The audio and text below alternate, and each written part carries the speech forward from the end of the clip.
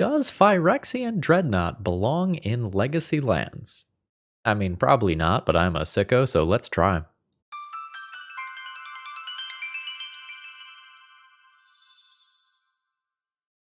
Hello folks, Phil Gallagher, aka ThrabenU here for another Legacy video. Before I get started here, I just wanted to say thank you for everyone who added decks to the donation queue. The donation queue is now very healthy, so thank you for the support. I feel all warm and fuzzy. All right, with that being said, today we're going to be playing an alternative look at lands from Nicholas, who wanted to know if it was reasonable to include Phyrexian Dreadnought as an alternative win condition. On the surface, this card doesn't look that good because it seems like it has a giant hoop to jump through, but you can actually jump through this hoop surprisingly easy with cards like Stifle. And in the lands shell specifically, Stifle can also defend some of your lands from Stifle, or grab an opposing fetch land early on and supplement the mana denial plan that cards like Wasteland might have. In addition to this, we're going to be playing a couple copies of Dress Down. So you can stifle Phyrexian Dreadnought's trigger when it enters play, or stop it happening from entirely via Dress Down. There is one last thing that we can do with the Phyrexian Dreadnoughts, and that's copy it with the Mycosynth Gardens. So with the Dreadnought Sacrifice trigger on the stack, you can turn the Mycosynth Gardens into a copy of your Dreadnought so that you can go ahead and keep one of them around. Our primary game plan throughout this league is going to be control the game with Life from the Loam and various lands such as Wasteland, and ultimately kind of end the game as the game goes long, usually with a Dark Depths combo. So today's deck list is going to be a little odd. Let's take a look at the whole thing now. Now, today's video is sponsored by both Cool Stuff Inc. and Moxfield.com. If you need any paper magic cards, check out Cool Stuff Inc. and use promo code ThrabenU at checkout to save 5% on your order. So this is what we're looking at here. We're going to use Exploration and to a lesser extent Uro to go and make extra land drops. And we can use this to assemble our Thespian stage combo with Dark Depths, or otherwise, after making a whole bunch of land drops, we can just try to bury our opponent with Field of the Dead. I'm playing mostly Nicholas's original deck list as he wanted it kind of played intact, but Nicholas's deck list originally only included 2 copies of Phyrexian Dreadnought. And I think if you are going to dedicate 4 Stifles and 2 Dress Downs to making this card work, if you're going to have 6 enablers for the card, you need more than 2 copies of it if you're going to commit to that strategy. And I also added 1 copy of the Mycosynth Gardens over a Ghost Quarter. We will lose the ability to blow up basic lands, which doesn't usually matter. Sometimes in particularly long matches versus control where you have both Exploration and Life from the Loam, you can gut all of their basics, but that's pretty rare. And there was also a Crucible of Worlds in the original list. I don't like Crucible of Worlds because you're already this Life from the Loam and Uro deck, and Crucible just gives you one more card that makes you reliant on your graveyard. And one of the strengths of a lands deck is that it should not be fully reliant on the graveyard. And at various points throughout lands history, they've used things like Valakut Exploration or Urza's Saga in order to not be fully reliant on the graveyard. You don't want just a Leyline of the Void ending your game. Now, I've separated the lands into 2 piles here. If you kind of take a look at this pile, this is our colorless land pile, in that this is the stuff that doesn't make green or blue on its own, with Mycosynth Gardens kind of existing in a weird, inefficient space where it does technically make the mana, but not on curve. So Nicholas did not want to run Urza's Saga in this deck list, despite the fact that it could tutor for Phyrexian Dreadnought, because playing Urza's Saga alongside Phyrexian Dreadnought puts you in this position where Meltdown gets better against you. I have a feeling that we'll miss Urza's Saga by the end of this league, but I kind of want to respect the donors' wishes here. And as far as the sideboard goes, we're going to be playing Sphere of Resistance, and I added an extra Ancient Tomb into this sideboard. So between the 2 Ancient Tombs, the Mox Diamonds, and the crop rotations for Ancient Tomb, we should be able to relatively consistently play an early Sphere of Resistance and try to buy some time versus combo. A Sphere of Resistance probably won't win the game on its own, but a Sphere of Resistance into a fast Merit Lodge or Phyrexian Dreadnought probably will. All right, with that being said here, why don't we go ahead and hop into the matches and see how this deck performs. Let's battle. All right, I've kept my opening hand for the first round here. We have a pretty reasonable hand versus any sort of fair deck. My opponent has mulligan to 5, which has me a little bit nervous, though. Womp. Dark Ritual. Uh-huh. We're on the draw. Shallow Grave. Yep, we're on the draw. Let's see if we're dead. We're playing against Tin Fins or some variant of it, which is an instant speed reanimator deck list. And we'll see if we're dead. Children of Corliss is the scary thing that can happen now, as that would give my opponent access to a whole bunch more life and hence more Grizzlebrand draws. Your Cabal Therapy resolves. I'm not guaranteed to be dead here, so I'm not just going to concede to hide information. My opponent only has 7 damage showing. Orcish Bowmasters is a reasonable name in the dark in this format. There, unfortunately, is the Children of Corliss.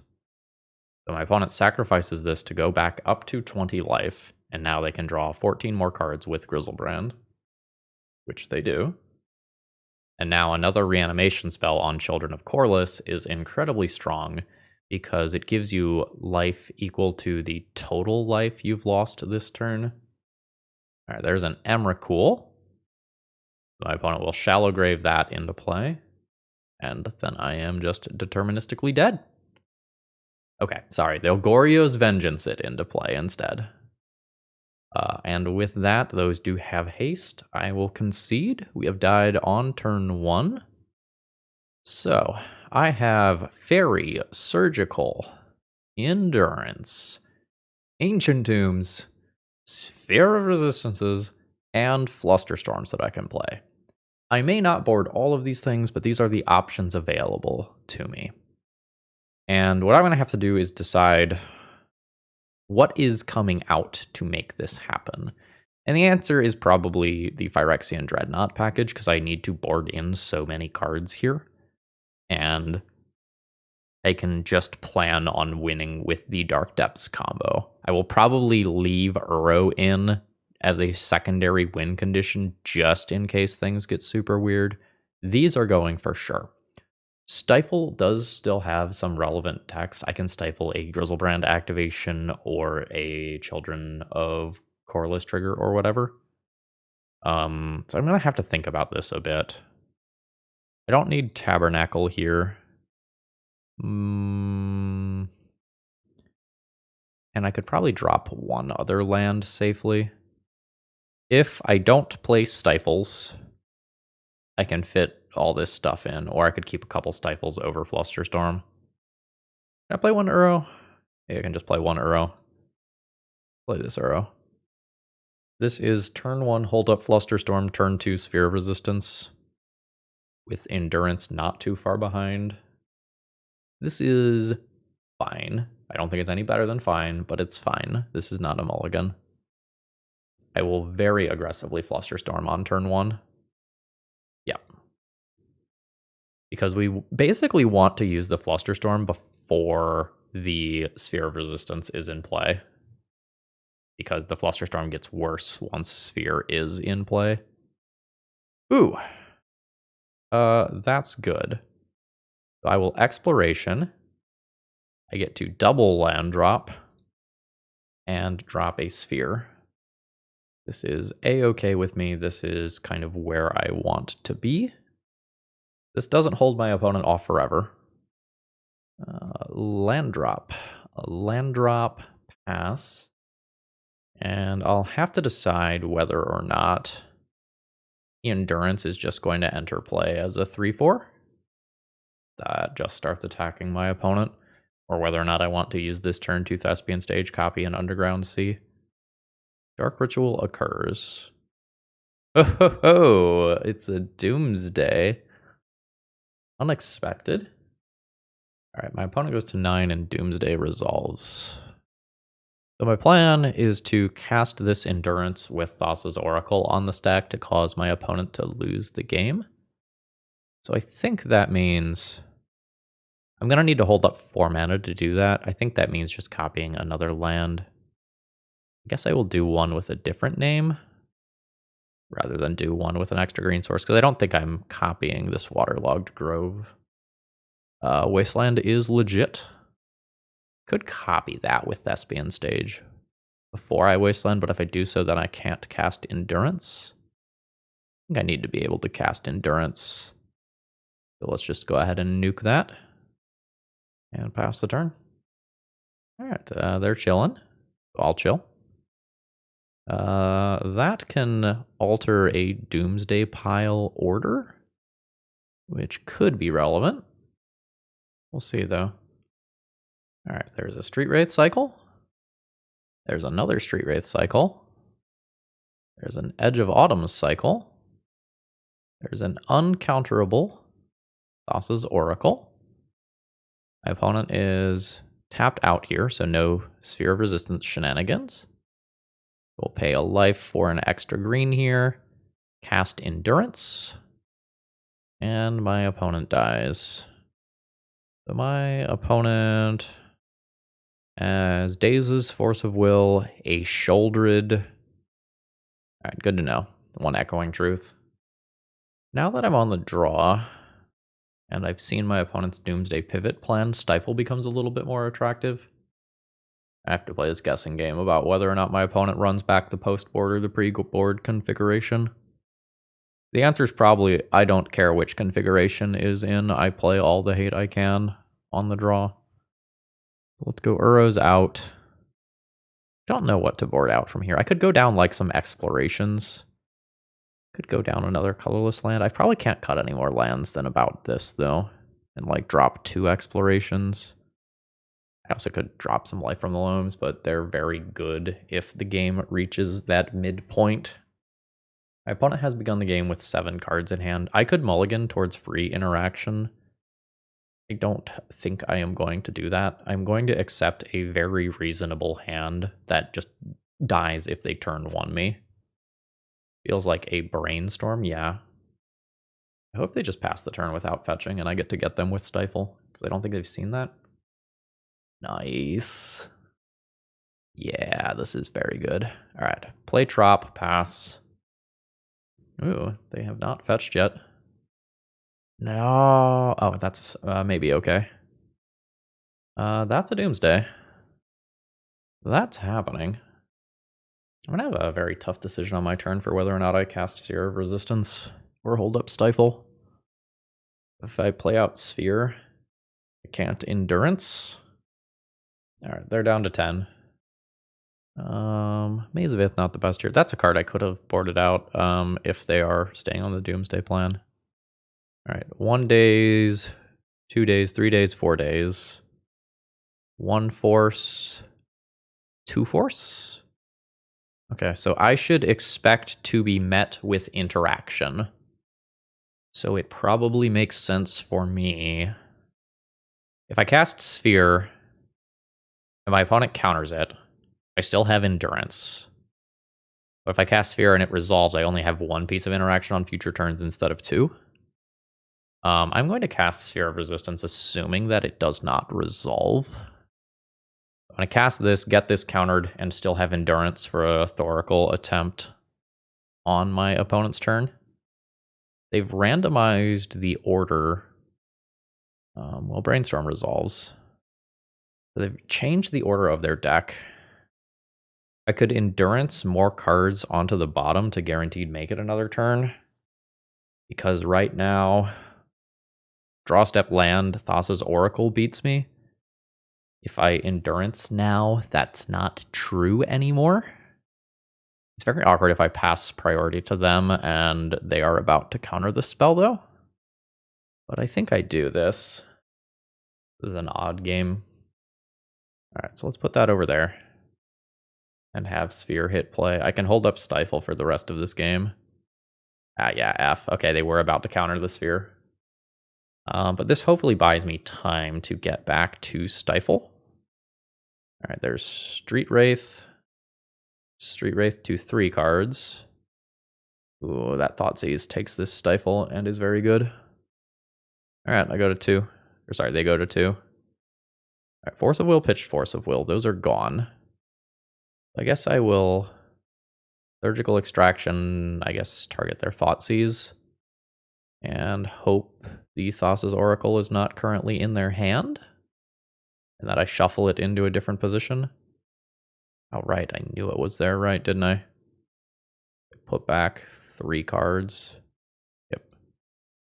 So they play that and I die. So I have to hope that they wait now. Yeah, maybe I jumped the gun and I needed them to counter that spell and then put an extra card in there. There's 3 in there this turn instead then. And then I get to flip 1, 2. Oh, now I can't draw another card to see. Yeah, but it's possible I should have given them priority. It's just like very awkward if they rearrange that pile in a way that just beats my sphere. Because it's very easy to do. Yeah, super interesting. GG's. Today's video is sponsored by Moxfield.com, which is an absolutely awesome place to keep all of your deck lists. I keep all of my personal deck lists there as well, in addition to all of the stuff that I do for the stream. And in the future, they're going to have a social media site on here too. So if you're worried about other certain websites dying, maybe join Moxfield, put your deck lists up there, and in the future, you'll be there for social media stuff too. All right, we're on the draw for this round with a pretty reasonable hand. Joe has told me that they're playing with a bit of a brew, so there's going to be some experimental nonsense on the other side of the battlefield. No shuffle on Ponder. Let's drop an Exploration. I kind of awkwardly have no fetch lands for this Life from the Loam. It's kind of whatever. Yavimaya is going to help Tabernacle and Dark Depths actually tap for mana. More cantrips. All right, blue-black deck confirmed. Thoughtseize resolves. Give Joe a little smiley face in the chat there. Before I had even sent it, they said, "You're welcome." Oh, Legacy's great. So we will dredge Life from the Loam, returning a Dark Depths, notably putting an Uro into the graveyard. I'm going to make 1 land drop so that my Life from the Loam doesn't get dazed in case that's relevant. I will cast this. I will drop that Dark Depths into play and call it a turn. I wonder if we're playing against like blue-black shouldered wheels or something in that general ballpark. Upkeep, Entomb. Archon of Cruelty. There's a Ponder. So what's the brew about this? What's spicy on this? Because it's looking like blue-black Reanimator.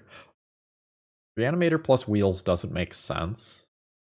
Reanimator plus Vesuvian Drifter would hit the spiceometer for me.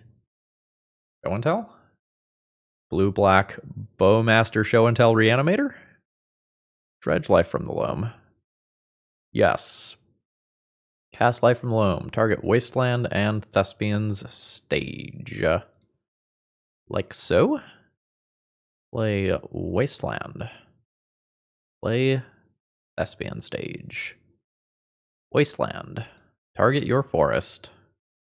Still have mana available to Thespian Stage, target Dark Depths. Alright, Animate Dead, Archon of Cruelty is fine. I will happily discard this Dark Depths.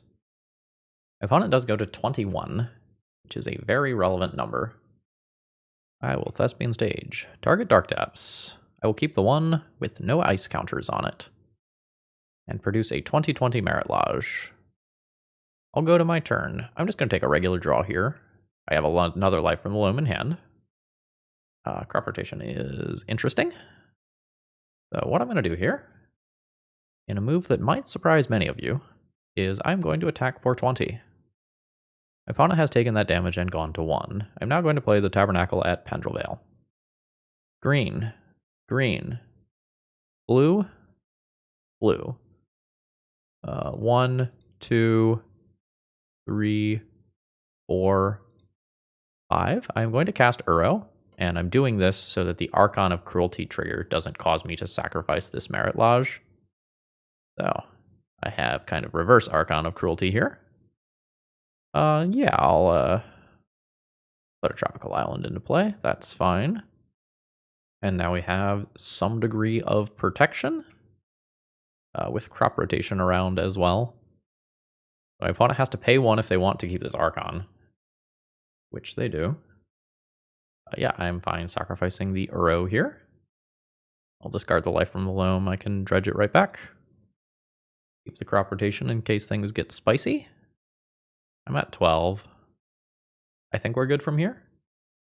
Got crop rotation for Bojuka Bog so that my opponent can't make a second Archon. My opponent has conceded. We've got some thinking to do.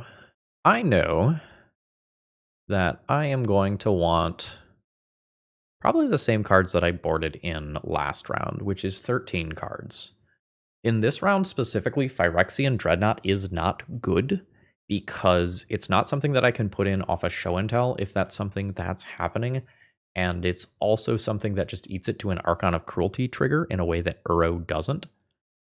So the fun thing is probably going down here. Stifle on Archon of Cruelty triggers can matter to protect Merit Lodge, but I think I'm going down those anyway.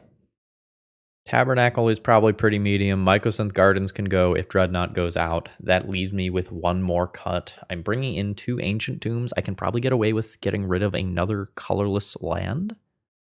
I get rid of Field of the Dead here. As the game goes extremely long, I like Field of the Dead as a way to just create a 2/2 that protects from an Archon trigger, but maybe that's being overly ambitious. Caracas matters here, the Maze of Ith matters here. Boseiju would be cutting a green source, which I'm not the biggest fan of, but it's currently what I'm leaning towards doing. See how crazy that feels? Ooh, we have some commentary from my opponent. Quote, "The Thoughtseize that helped your Loam, putting me at 3 instead of 1, kept me from force on Uro to make the Archon trigger get Lage." Delicious. This hand is a little bit awkward. I am fine versus Reanimator stuff since I have a fairy, and I also have like some other okay tools. I don't have green mana here, which is not the best. I still think I'm just gonna keep this one though. Like, this has 2 air quotes castable interactive plays versus this deck early on, so I think I am good with this. 3 if I count Wasteland, although that's a little bit unreliable. That one's a shuffle. Hell yeah. I am going to use this opportunity to get tapped Field of the Dead out of the way. It telegraphs that I don't have access to like crop rotation Bojuka Bog right now. Hopefully that's fine. What I like about my hand is I can sphere, my opponent can counter it, and then I can still have a piece of interaction after that. That's another shuffle. That's a wastelandable land. Which I will do rather than playing Sphere of Resistance. I do this on my turn because of Orcish Bowmasters, I believe. Don't want to untap and give my opponent 2 manas. Like, that's probably not a card that's in their deck right now, but I'm not expecting, like, Stifle here. Brainstorm could happen. Yep. But I just don't want 2 bodies to slip through right now. Again, I don't think it's over there, but it's very punishing if it is. Plus, this forces a bad Brainstorm when my opponent has been Ponder Shuffling repeatedly. Yes. Something's happening. It is show and tell. How do I want to approach this? Probably by putting in the Sphere. In case this is some sort of weird Omniscience baseline. I could put in the Uro to make an extra land drop here and be more live towards producing my own creature combo. Yeah, maybe they don't have Omniscience. Let's try this line. Okay, it is a YOLO Emrakul. I could just put in Maze of Ith, miss my land drop, take 15, annihilate 2 of my lands, and be good with that. I think that's where I'm at. Weird game. Yeah, so I just let these 2 lands get annihilated, Maze Emrakul, buy another turn to draw exactly crop rotation or Caracas. How? Untap. Get annihilated.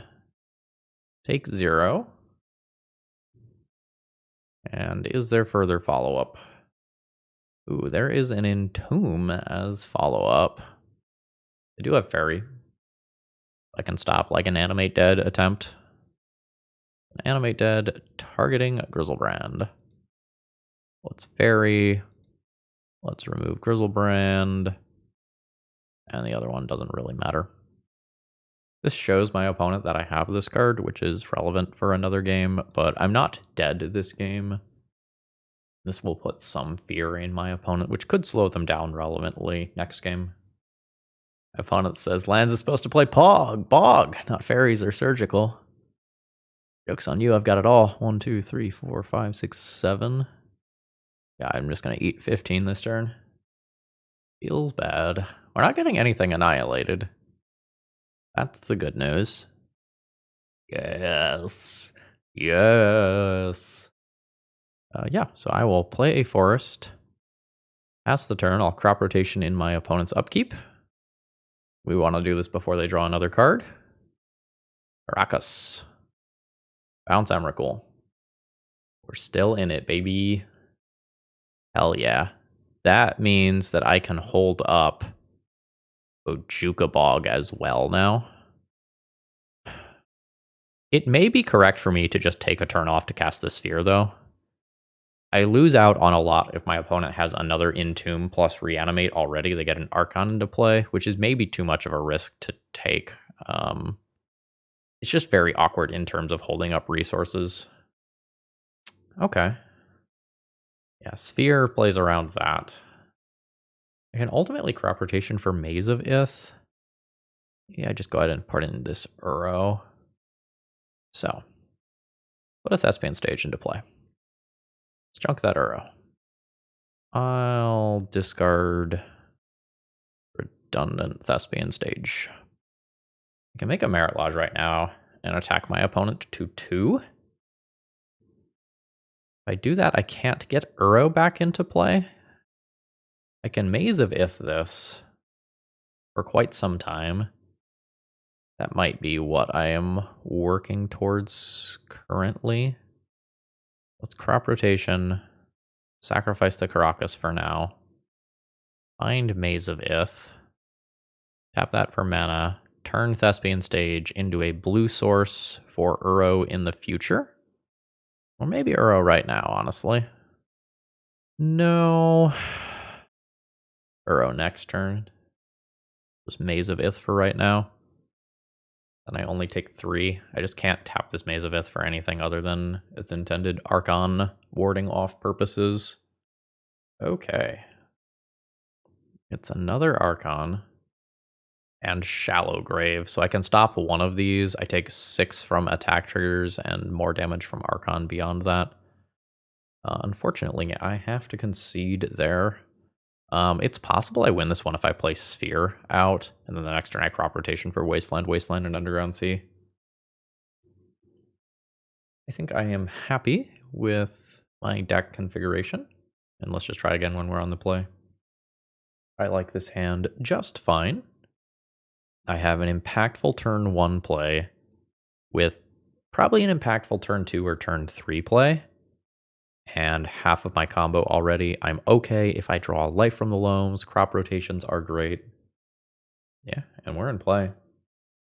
My opponent has an Ancient Tomb of their own. It would be a shame. Just a shame if something happened to it. Utter shame.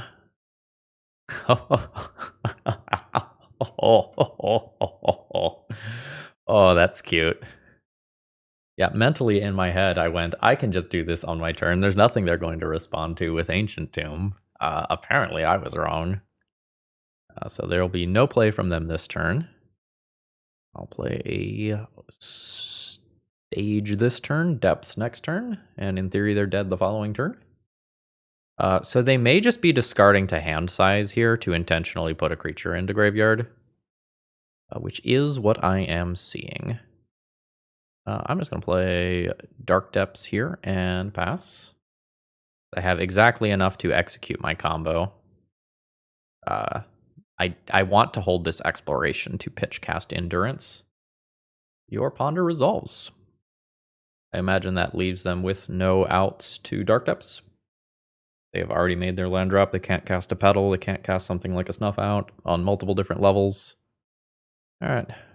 Do the thing. And my opponent has conceded the game. They had a very strong hand otherwise, but just could not beat Sphere of Resistance. So my hand's a keep. What's less clear is if I YOLO Dreadnought Stifle on turn 1, or I just play Life from the Loam on turn 1. I think I YOLO. YOLOing is significantly worse versus like Prismatic Ending and Friends. But it's round 3 and I haven't Dreadnoughted yet, and damn it, the people came here for Phyrexian Dreadnought. Alright. Discard Maze. Yavimaya. Cast a Phyrexian Dreadnought. It enters play with its trigger on the stack. We stifle it, and I have a 2-turn clock in play on turn 1. No whammy, no whammy, no whammy, no whammy, no whammy. Bayou. Dark Ritual. Thoughtseize me. I lose crop rotation. If my opponent has an edict. They do have an edict. That is a great turn for them. Followed by a pretty mediocre turn for me. But hopefully they used enough early resources like blowing the life from the loam, or sorry, blowing their Dark Ritual in a fair way that they can't follow up with a Haymaker play. Because if they can't follow up with a Haymaker play, I just get to dredge life from the loam and probably run away with this game. Like, they can play a Dauthi Voidwalker here. That would probably be their best thing. A Turok doesn't really have relevant text here. I'll just start doing the whole dredge thing. Get Field of the Dead back. Play that. It takes me a long time to bury my opponent, but again, it probably happens unless like Dauthi Voidwalker or Leyline of the Void get involved. Troll cycling. We've seen these, this common cycle doing incredible work in Legacy and beyond. Reanimate is fine. Like, I maze the Turok this turn. I maze the Troll in future turns. And just take 2 per turn cycle. This is a very large amount of time. Wow, no lands on that dredge. I did hit another Life from the Loam. I guess for single discards. If my opponent has a Hymn to Turok, I maybe want to cast one of these copies of Life from the Loam preemptively. So that Turok doesn't grow too much. Caracas is annoying. It's not a long-term problem, like eventually I'll find a Wasteland and take that out. Untap the Troll, eat 2 damage. No big deal. Yeah, there's a Wasteland. Cast Life from the Loam. Target Wasteland. Play Wasteland. I guess it's technically correct to go to your turn. And then once we're there, we'll take out Caracas. You have Death Shadows? Do you have a second color? Untap Troll. Yeah, Marsh Flats is a little weird. We'll parse that in a minute. Okay. So again, Hymn to Turok is a card that exists. I might not want to put too many of these in my hand. I'm going to put 2 in my hand. I'm good with that. I'm going to play Thespian Stage and pass. Long term, I am planning on copying my Maze of Ith, so I stop taking damage from Turok. I don't think it's worth taking 6 to do that right now. I'll go to 14. I'm just going to take a regular draw. It's really good for me to hit an exploration. Yep. Let's just go a land drop and pass. Sorry, I had 4 explorations in graveyard. That was not a good draw. I should have just dredged. The Bow Boys have arrived. Yeah, I can take some damage. So 1, 2, 3, 4, 5, 6.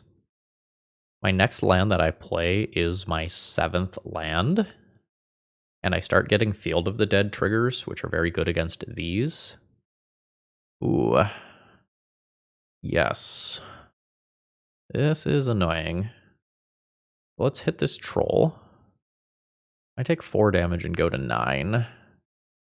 I unfortunately probably have to Thespian stage here and make a second maze rather than get Field of the Dead online immediately, because a Field of the Dead trigger prevents 1 damage or 2 damage. I can play Wasteland. I can still use this Life from the Loam as a draw 2. And then next turn, I can start making some headway with the onboard creatures. Yeah. All right. So, Maze the Troll, Maze Voidwalker, take 4, go to 5, no Dredge, Ebo Seiju.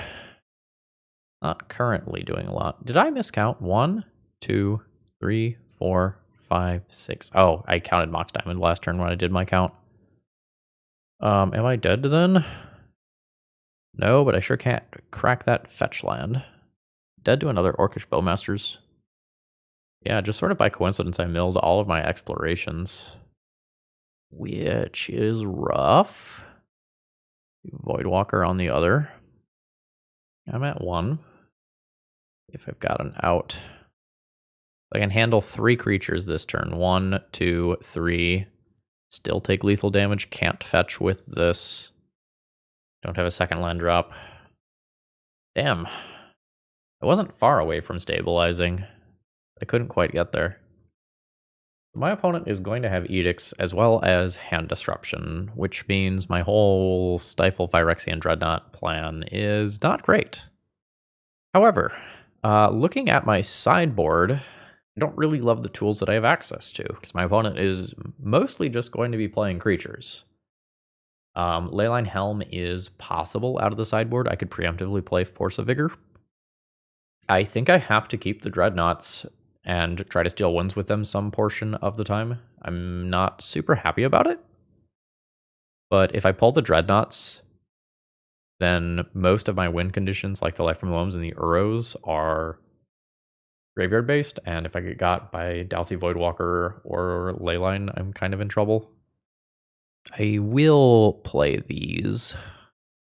Probably over Dress Down. Dress Down has a couple of fringe scenarios where it lets me fetch through an opposition agent that I shut off. But I think if I Dreadnought, it's going to be early. Weird hand. Fetch Tropical Island. Play Exploration. Play tapped Bojuka Bog. Turn 2, attempt Phyrexian Dreadnought. I'm not in love, but I don't think I throw back a hand that's this powerful. Like, there are going to be draws that improve this. Tapped Bojuka Bog. Feels weird, but like Maze of Ith doesn't produce mana. The thing I don't like is that both discard spells and removal spells probably beat this. That's quite nice, though. That means that I am at least top decking towards a combo.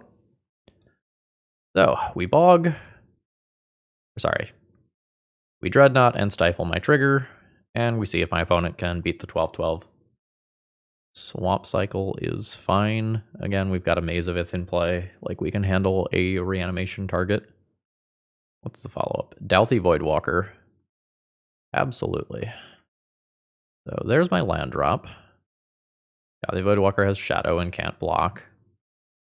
So the 12 damage is guaranteed. And I can have 1 or more Maze of Iths available at a moment's notice. Could eat a Liliana of the Veil or a Shouldered Edict here. No, my opponent just died to Dreadnought. Fantastic. The game where I'm on the draw is much tougher because Dauthi Voidwalker can come down on turn 1, as can Opposition Agent, and my deck is not really made to remove creatures. I don't have Punishing Fire, I don't have Swords to Plowshares, but I think we're just gonna play some Magic. This is a weird hand in that if my opponent Thoughtseizes me and takes Mox Diamond, I don't actually have any colored mana. Assuming that doesn't happen, the hand's fine. but we'll see. Thoughtseize is a very reasonable thing that could make my opponent's hand keepable. Am I discarding Bojikabog? Probably discarding Bojikabog. Just enters tapped, which feels relevant here. Alright. Discard Bog. Play Exploration. Drop Depths and Stage. And this, in theory, beats Swamp Cycle into Reanimate. But is bad against an Edict. The Uro hopefully will be my backup plan if I do have to lose my lands. Life from the Loam would probably be my best draw as of right now. Yeah, there is the Reanimate. Yeah. Drawing the Bojukabog, which can only be used at sorcery speed, is awkward. Alright. So here's Forest. Here's Maze of Ith. Pass turn. I believe I am supposed to wait until their end step to make my token to play around sorcery speed things like Liliana and information like Caracas. Alright. So I now know that this plan is not good for now. I should just Thespian stage and copy another land of some kind. I think I'm just going to make another thing that can produce green mana to make Uro easier in the future. I don't need second Maze of Ith yet. Hell yeah. Yep, so let's just play Wasteland and pass the turn. I believe I wait. Like, I can take them off of a colorless mana by Wastelanding now, but it gives them an opportunity to play a second Caracas if that's a thing they can do. I will go ahead and just do this in the end step. Nuke Caracas from orbit. Thespian stage, target Dark Depths. Keep the one with no ice counters. And see if they have a Shouldered Edict. They do not. So that just means it's time for big dammies. No, they do have a Shouldered Edict. Probably supposed to do that when I was tapped out for things like Flusterstorm, but it's probably okay. I basically now need to just find a Life from the Loam. I don't think I need to crop rotation currently, and I cannot Uro currently. So we're chilling. I'm at an absolutely insane number of good draws here. Still haven't figured out what Marsh Flats is for. Elm of Obedience, sure. I could die as soon as next turn. Yep, I will maze that.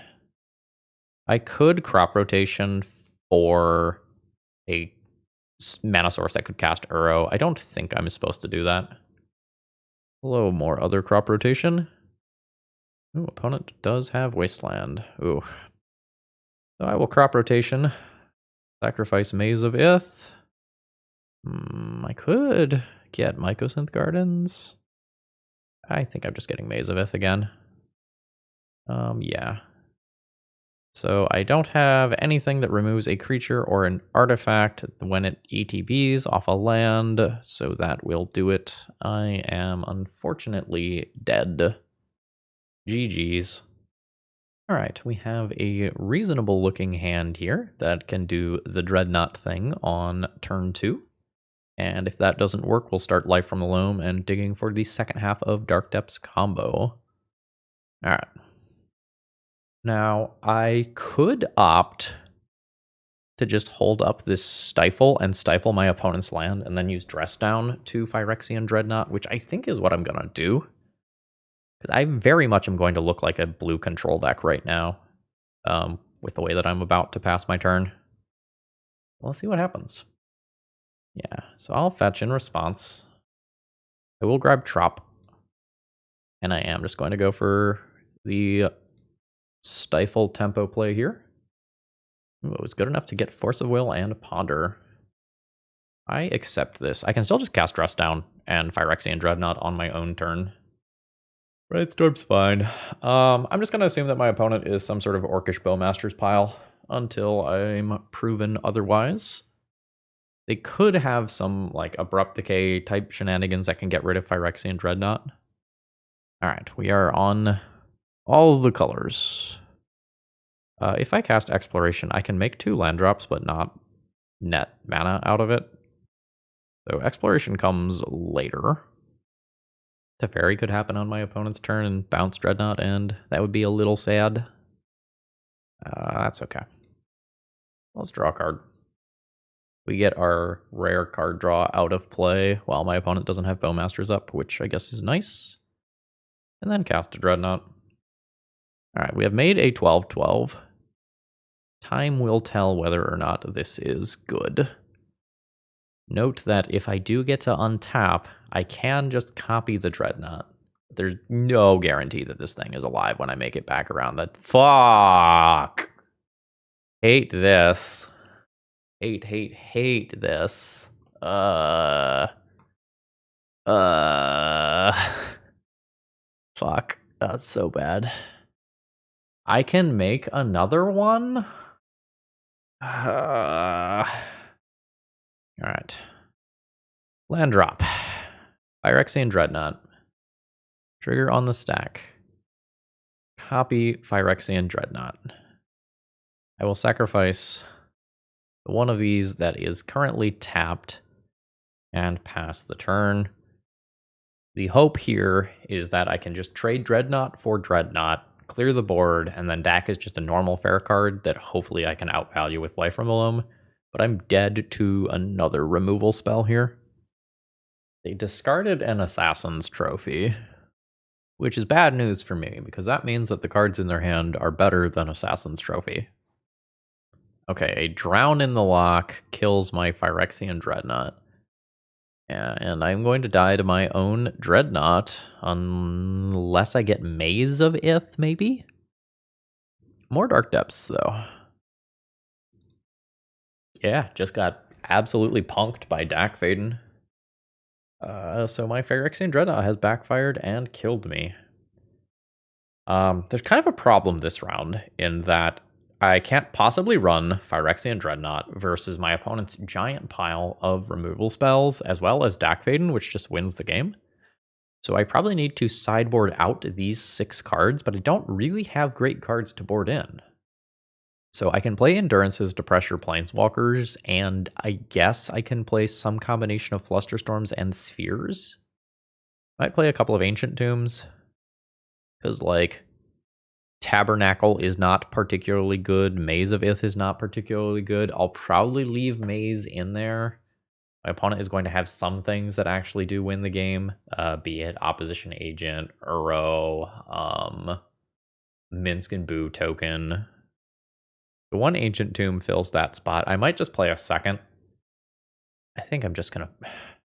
I'm going to play the second board down one Maze of Ith and just become a little bit better at casting an early sphere.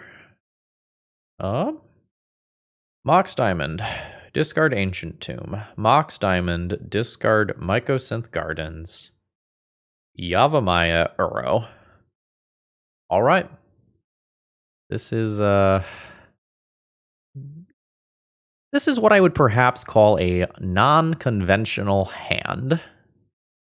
Let's draw a card. Put in a Waterlogged Grove. Sacrifice this. I've got Crop Rotation for if my opponent wastelands me. I don't get to Uro immediately, but I am not that far off. I could end of turn Crop Rotation for Wasteland my opponent. That would be 5 total cards in there, and then any mana source draw allows me to cast Uro. I think I'm in. It's a real punch in the gut if this does not resolve. I'm going to get Wasteland. I don't have to Wasteland until my turn, though, because I can pivot with some draws. Dark Depths. Okay. So, destroy Tropical Island. I can't get dazed anymore. Yeah. Dark Depths can tap for green. I junk everything. I make a turn to Uro, which is cool. I will not put Dark Depths into play, considering that I already have Dark Depths. Uro is hard to get rid of for 1 mana, so hopefully I get at least 1 attack. Famous last words. Very cool. So now we're chilling for a while. I will aggressively attack fetch lands with Stifle, trying to stick my opponent on resources. And we might have to gear up for a very unexciting sort of game where I manually tick down Dark Depths forever. That's where we're at. So that's what we're going to do. Yeah, I'm going to not stifle this trigger. I think it's much more important to attack mana than to stop a 1/1. That Polluted Delta has my name on it. All right, 2 from the attack, and then we'll remove an ice counter. Bam. Inching towards a win. I mean, that's fine. It's not the best in the face of Orcish Bowmasters. We're just going to let it happen. I will not put a land onto the battlefield. You may deal some damage to me. And I'm not actually going to play Sphere of Resistance this turn. I'm just going to hold up the Stifle. My opponent's going to get a bunch of selection while I'm floundering here. Play the fetch. Crack it. Uh-huh. Yep. This is fine. I mean, it's not really fine. Clarifying. Now my opponent has enough lands where this Stifle doesn't really look good anymore, but I don't think it was correct to, like, stifle my Uro trigger and try to win with Uro while, like, Bowmasters is also a thing that exists. Just don't think that's a path that is leading towards victory. I attack red. Green is just already very much covered by my own Yavimaya. And I will use this opportunity to stifle that land. Maybe this keeps their Uro out of play for a little while. Not guaranteed to, they just need another blue mana. They are inconveniently also at 21. Ooh. Bad news for Phil fans. Good news for Phil fans. So my opponent held up some sort of interaction. Or no, sorry, they couldn't cast Uro because of Sphere, which means that I got a window to Bojukabog that Uro out of here. My position is still very bad, don't get me wrong. But I am inching in the correct direction. Alright, there's Grove. I'm at 16. And we keep doing this. This doesn't do anything right now, but I will certainly play it. If it gets countered, it adds a card to graveyard for Uro. We're not quite to Legend Rule of Dark Depths to put an extra card in graveyard, but I'm certainly thinking about it. 3 more damage, and we'll just keep down ticking. Well, that's a better way to put an extra card into graveyard. So I could cast Mox Diamond, not play the land, Legend Rule Dark Depths, cast Uro. Alright. Cast Mox Diamond. No discarding a land. Sacrifice that. 1, 2, 3, 4, 5. Play Dark Depths. Keep this Dark Depths. And pay the full 5 for this. Makes a Life from the Loam draw much worse. And like this probably doesn't resolve, or at least doesn't stay in play. It might even accelerate my opponent's clock with the Orcish Bowmasters trigger. It is a red elemental blast. The vast majority of games, I don't know how good the red elemental blast is going to be good, like how good it is going to be against me. But in this game, they are incredibly punishing. I take 5 on the attack. I am in huge amounts of danger. I guess I'll hold that. I don't think I am on outs to win the game anymore. Like this puts me to 2. I can activate Dark Depths a couple of times and continue to manually tick down, but I'm not getting there before this game is over, and I don't have time to do a lot of the other things that I normally might do to win. Yeah, and I had to clear my graveyard to Uro. Even if I didn't, this stuff doesn't really bail me out from this position. I unfortunately have to concede. GG's. Alright, final round here. My opening hand can go for a slow Dark Depths kill that is vulnerable to a lot of different stuff. I think I keep this treating it as a 6-card hand that happens to have a dress down in it. And the Stifle has to be used to defend. So this Boseju's job is potentially changed to be good against Blood Moon. I don't think Stifle is going to be relevant, but I will hold it up. We potentially stifle an initiative trigger sometimes. All right. Do I stifle this Fable of the Mirrorbreaker trigger? I think I do. Not 100% on that, though. I could both Seiju this as well as a follow-up. Yeah. This is not how I imagined this game playing out. But here we are. My opponent discarded mana sources, so my Wasteland is not going to be keeping them off of mana forever. Like, this is just an indication that they were mana heavy. Ooh, another Ancient Tomb is pretty rough for me. I will be responding to that. I can crop rotation for Dark Depths now. That makes my Life from the Loam more awkward. I also can Boseiju the Chalice and like Life from the Loam it back. I might still try to continue to squeeze my opponent's mana despite the fact that they just discarded some mana. Because I have Boseiju to beat the lock pieces already. I think I'm okay just picking up another Wasteland. And I can choose not to Wasteland my opponent if my draw changes things. It did not. Let's just continue to pinch, and I need to take a quick look and see if I have an additional basic land. I have Forest Island, so I do. This can get a secondary forest proactively, which is fine. This hopefully doesn't matter very much. Okay, we've forced our opponent into a situation where they do have to Chrome Mox to play spells.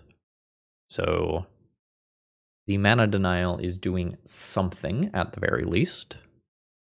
We are a little afraid of an initiative creature here. And it did happen. I'm going to go ahead and just fetch here. Do I need a second basic? I don't really need a second basic ever. I'm going to just get Tropical Island.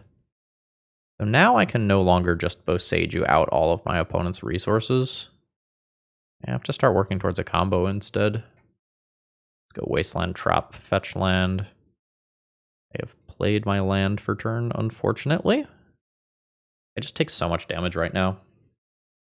This whole Caves of Chaos Adventure plus Reflection of Kiki Jiki thing probably just ends up beating my combo attempt if I crop rotation for Dark Depths instead. Like, this combo is just very strong. Like, I get trapped, and then I take roughly 12 damage in combat.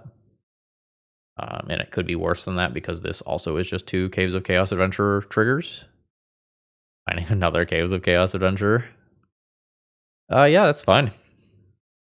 I'm at 2. I am dead to either one of these bodies. Maze of Ith doesn't save me. Yeah, that's brutal. I don't know that I am on outs. Yeah, Dress Down doesn't save me. Yeah, I will concede here. Yeah, I don't think getting Dark Depths early on beats this. This is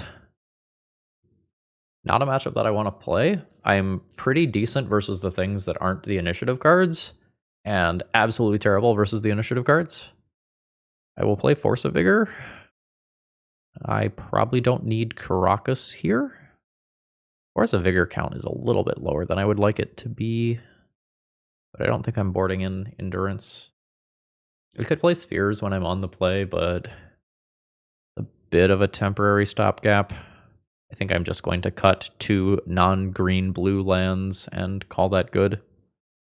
This just doesn't feel favorable for me. Well, Mox Diamond, discard Mycosynth Gardens. Yeah, this hand's going to be a keep. All right, here we go. Mox Diamond, discard this. Exploration. Be able to fetch around Blood Moon. Play Thespian Stage as my land and pass turn. Next turn I make a 20/20, which my opponent will have 0 to 3 outs too. All right, good stuff. Oh, we drew a basic. Let's go. Yeah. Yeah.